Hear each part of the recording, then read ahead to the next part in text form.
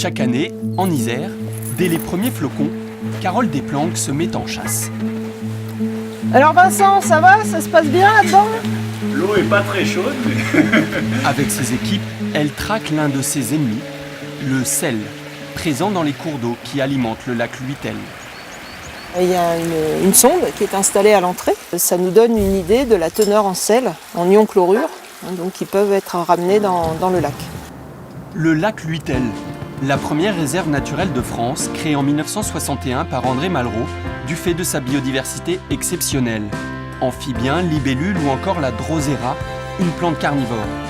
De nombreuses espèces protégées, pourtant menacées de disparition au début des années 2000. Notamment ce qu'on appelle les desmidiers, qui sont des algues phytoplanctoniques un peu particulières, spécifiques de ce genre de milieu, étaient passées en nombre d'espèces de 201 en 1955 à 13 espèces en 2001. Et le même inventaire, en parallèle, a pu mettre en évidence l'apparition d'une espèce qui n'existait pas dans les années 50 et qui s'appelle Synecocystis salina. Alors, je donne le nom latin parce que salina, ça fait penser à sel. Et cette espèce, elle est typique des milieux légèrement salés à saumâtre. Principal responsable de cette pollution au sodium, la départementale 111, à quelques mètres au-dessus du lac, ou plutôt son salage intensif pratiqué depuis les années 60. En moyenne en France, 1 tonne de sel est nécessaire pour viabiliser 1 km de route, jusqu'à 8 fois plus dans les zones montagneuses comme ici. Pour sauver le lac, d'importants travaux ont donc été engagés, comme ces conduits creusés le long de la route pour récupérer les eaux salées et les évacuer plus loin dans des torrents où elles sont diluées. Mais le Conseil général a aussi mené une réflexion plus globale sur les techniques de salage aux abords du lac et plus généralement dans tout le département. En dessous de 1000 mètres, si la neige est froide, on met juste de la pouzzolane, de l'abrasif, uniquement, sans sel. La pouzzolane, c'est une roche volcanique abrasive qui permet aux voitures d'accrocher sur la neige. Une des alternatives au sel. D'autres techniques visant à limiter les impacts de l'épandage systématique sont désormais étudiées, comme en Suisse. Certains tronçons de contournement de Lausanne sont munis de vannes qui agissent comme un arroseur automatique de saumure, en quantité et à fréquence contrôlée. Un salage préventif et écologique, puisque ce principe délivre 2 grammes de sel au lieu de 15. De rares municipalités ont fait le choix de réduire au maximum l'usage de sel. Nous sommes à Lens-le-Bourg, en Savoie.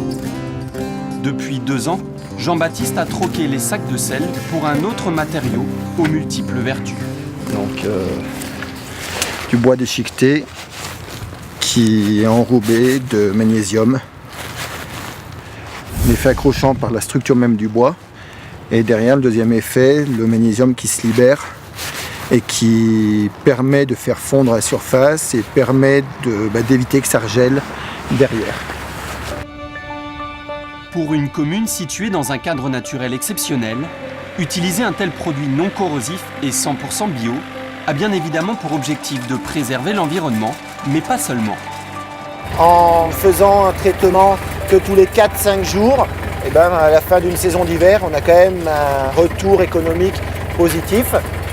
Et aujourd'hui aussi le sel, ça nous coûte cher en import, parce qu'il faut l'amener par camion complet, avec un stockage qui est plus difficile.